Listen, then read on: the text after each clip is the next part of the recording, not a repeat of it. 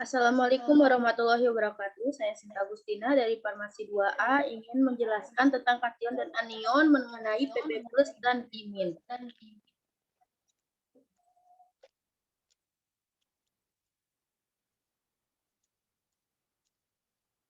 Pendahuluan. Kation adalah ion bermuatan positif yang kehilangan satu atau lebih elektron karena tertarik ke katode. Contoh timbal Pb+. Timbal merupakan atau disebut juga pelumbung atau timah hitam adalah unsur kimia dilambangkan Pb dengan nomor atom 82. Unsur ini merupakan logam berat dengan massa jenis yang lebih tinggi daripada banyak bahan yang disebut sehari-hari. Ion adalah atom atau sekumpulan atom yang bermuatan positif. Anion adalah ion yang bermuatan negatif menangkap satu atau lebih elektron karena dia tertarik menuju anode. Contoh ion imin adalah unsur kimia pada tabel periodik yang memiliki simbol I dan nomor atom 53.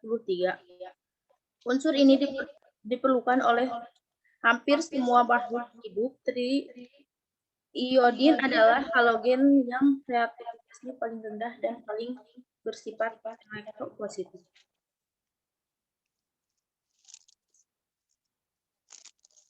Abstrak. Jurnal ini berjudul analisis kandungan timbal Pb pada ikan bakar yang dijual di pinggir jalan di Desa Kali 1, Kabupaten Minahasa, Provinsi Sulawesi Utara. Ikan bakar merupakan salah satu makanan yang banyak digemari oleh masyarakat khususnya di Sulawesi Utara karena rasanya yang enak, lapis, aromanya yang menggoda, dan harganya murah. Tapi masyarakat belum banyak mengetahui keamanan dan kualitas ikan bakar tersebut untuk dikonsumsi. Tempat berjualan di tepi jalan raya dengan kepadatan lalu lintas yang cukup tinggi melintas jalan tersebut, khususnya kendaraan bermotor, sehingga menjadi salah satu sumber pencemaran timbal. Batas maksimum cemaran logam. Batas maksimum cemaran logam berat dalam pangan olahan pada kategori pangan, ikan dan produk perikanan termasuk moluksa, krustase, dan echinodermata, serta amfibi dan reptil yaitu 0,20 ppm. Tujuan dalam penelitian ini adalah untuk mengetahui jumlah kandungan timbal dan untuk mengetahui apakah kandungan timbal pada ikan bakar yang dijual di pinggir jalan Desa Kalaise, 1 Kabupaten Minahasa, Provinsi Sulawesi Utara, telah melebihi ambang batas yang telah ditetapkan atau tidak melebihi ambang batas dan masih aman untuk dikonsumsi. Populasi dalam penelitian ini yaitu ikan bakar dan sampel dalam penelitian ini adalah ikan bakar yang dijual di pinggir jalan. Desa Kalaise 1 menggunakan purposive sampling yaitu 9 sampel. Penelitian ini menggunakan metode deskriptif observasional. Pemeriksaan sampel ikan bakar dilakukan di Balai Riset dan Standarisasi Industri Manado dengan menggunakan alat spektrometer 8 atom atau SSA.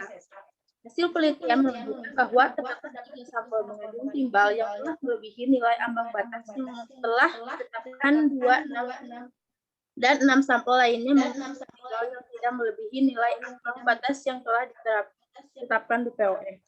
Dan Dinas Kesehatan dapat memberikan penyuluhan dan pengawasan pada pedagang ikan bakar terutama yang berjualan di jalan kendaraan. Kata kunci ikan bakar timbal grease price in the food that are popular. Kontaminasi timbal di lingkungan dapat terjadi pada makanan, air, udara, tanah, dan minuman. Timbal Pb merupakan salah satu logam yang pertama-tama dilebur dan digunakan untuk kepentingan industri. Seorang ahli botani dari Yunani, Nick Kanzer, menguraikan gejala sakit perut dan paralis atau kelumpuhan akibat keracunan timbal. Timbal dimulai digunakan sejak lama untuk pembuatan pipa air. Namun diketahui bahwa timbal putih yang dihasilkan dari penggunaan pipa air tersebut dapat membahayakan kesehatan manusia. Timah dianggap sama dengan timbal, di mana timbal disebut timbal digrum atau timbal hitam, sedangkan timah atau tin disebut plumbum candidum atau timbal cerah.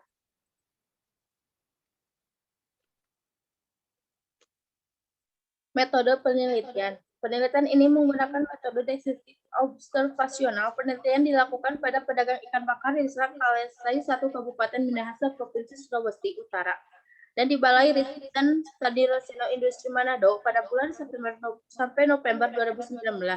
Instrumen dalam pengumpulan data diperoleh dari hasil observasi langsung ke lokasi. Dalam observasi timbal pada ikan bakar digunakan 2 data, yaitu data primer dan data sekunder. Analisis data dari hasil pengukuran kandungan timbal atau PB pada ikan bakar diolah secara manual dan disajikan dalam bentuk tabel distribusi. Penelitian ini adalah alat bahan prosedur kerja.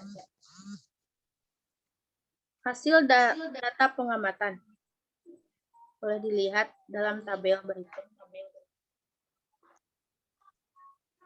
Pembahasan. Hasil analisis pada tabel di atas 9 sampai 8 sampel mengandung logam berat timbal yang tidak melebihi mutu ambang batas dengan kandungan timbal, yaitu pada kode sampel W117 LL kurang dari 0,09 ppm, 2118 LL kurang dari 0,09 ppm, 2,119 LL kurang dari 0,09 ppm, 2120 LL kurang dari 0,09 ppm, 2121 LL kurang dari 0,09 ppm, dan kode sampel 2122 LL kurang dari 0,09 ppm, dan 3 sampel mengandung logam berat timbal yang melebihi baku mutu ambang batas dengan kandungan timbal, yaitu pada kode sampel 2115 LL 0,56 ppm, 2116 LL 0,81 ppm, dan pada kode sampel 2123 LL 0,68 ppm. Sampel tersebut tidak memenuhi syarat-syarat ditetapkan oleh Peraturan POM RI Nomor 5 Tahun 2018 tentang batas maksimum cemaran logam berat dalam pangan olahan, yaitu 0,20 ppm. Kesimpulan. 1. Hasil analisis dari 11 sampel terdapat logam berat timbal dengan jumlah kandungan timbal, yaitu pada kode sampel 2115 LL 0,56 ppm, 2116 LL 0,80 ppm, 2117 LL kurang dari 0,09 ppm, 2118 LL kurang dari 0,09 ppm, 2119 LL kurang dari 0,09 ppm, 2120 LL kurang dari 0,09 ppm, 2121 LL kurang dari 0,09 ppm, 2122 LL kurang dari 0,09 ppm, dan 2123 LL kurang 0,68 ppm. 2. Hasil analisis dari 9 sampel terdapat 3 sampel yang mengandung logam berat timbal PP yang melebihi baku mutu ambang batas, dan 6 sampel tidak melebihi baku mutu ambang batas dan masih aman untuk dikonsumsi. Saran. Bagi peneliti selanjutnya, sebaiknya melakukan penelitian pada ikan segar untuk melihat perbandingan dengan ikan yang sudah diolah dan untuk menemukan kandungan logam berat yang berbahaya. 2. Bagi Badan Pengawasan Obat dan Makanan BPOM dan Dinas Kesehatan agar dapat memberikan penyuluhan dan pengawasan pada para pedagang ikan bakar, terutama yang berjualan di pinggir jalan padat kendaraan. Jurnal kedua yaitu kandungan iodium dalam kelompok bahan makanan di daerah pegunungan dan pantai. Iodium merupakan nutrien penting dan dibutuhkan untuk sintesis hormon tiroid, yaitu piroksin, dan triodokironin. Manusia tidak dapat membuat iodin dalam tubuhnya, tetapi harus mendapatkan dari luar tubuh melalui serapan iodin yang terkandung dalam makanan serta minuman. Makanan merupakan kontributor utama asupan iodin. Analisis kandungan iodin dalam bahan makanan dapat memberikan informasi tentang variasi asupan iodium dalam diet seseorang. Tujuan untuk mengetahui kandungan iodium dalam bahan makanan di berbagai area geografis. Penelitian ini dilakukan 4 wilayah kecamatan Kabupaten Wonosobo, yaitu Kecamatan Pertek, Selomerto, Baru, dan Kejajar, mewakili daerah dataran Kabupaten Bantul, yaitu Kecamatan Sanden, Kretek, Piungan, dan Dilingo mewakili daerah dataran rendah dan pantai. Penelitiannya dengan mengambil sampel bahan dari bahan makanan yang biasa dikonsumsi oleh masyarakat di lokasi penelitian dan hidup di lokasi tersebut. Dari tiap-tiap kecamatan diambil bahan makanan dari golongan sayuran, serealia, umbi, ikan, telur, dan unggas.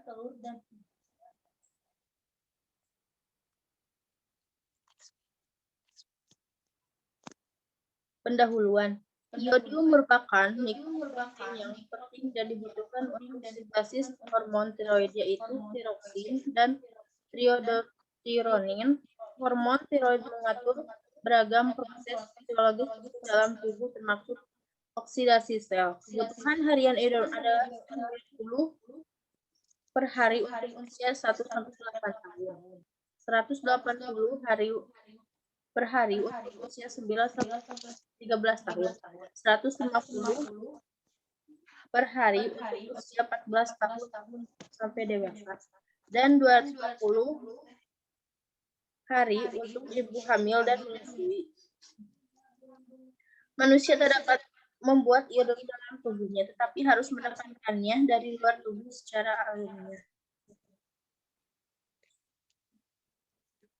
2. Kecamatan Kretek, Selomerto, Barung, dan Kejajar mewakili daerah dataran tinggi dan pegunungan serta Kabupaten Bantul, yaitu di wilayah Kecamatan Sanden, Kretek, Piungan, dan Dilingo mewakili daerah dataran rendah dan pantai. Sampel bahan makanan adalah bahan makanan yang biasa dikonsumsi oleh masyarakat di lokasi penelitian dan hidup di lokasi tersebut. Dari tiap-tiap kecamatan diambil bahan makanan berdasarkan golongan bahan makanan dalam daftar komposisi bahan makanan DKBM, yaitu dari golongan sayuran, serealia, umbi, ikan, telur, dan unggas, serta tanah dan air yang diambil langsung dari bahan pertanian setempat. Dari masing-masing golongan bahan makanan dipilih bahan makanan yang biasa dikonsumsi oleh masyarakat setempat. Sampel bahan makanan kemudian dipreparasi dengan menggunakan microwaves di BSIP. Selanjutnya dianalisis kandungan iodiumnya secara digital dengan metode spektrofotometri di Laboratorium Biokimia Balai Litbang Gaki Magelang. Selanjutnya hasil penelitian. Kabupaten Wonosobo mempunyai wilayah yang berada pada ketinggian 2.250 m di atas permukaan laut.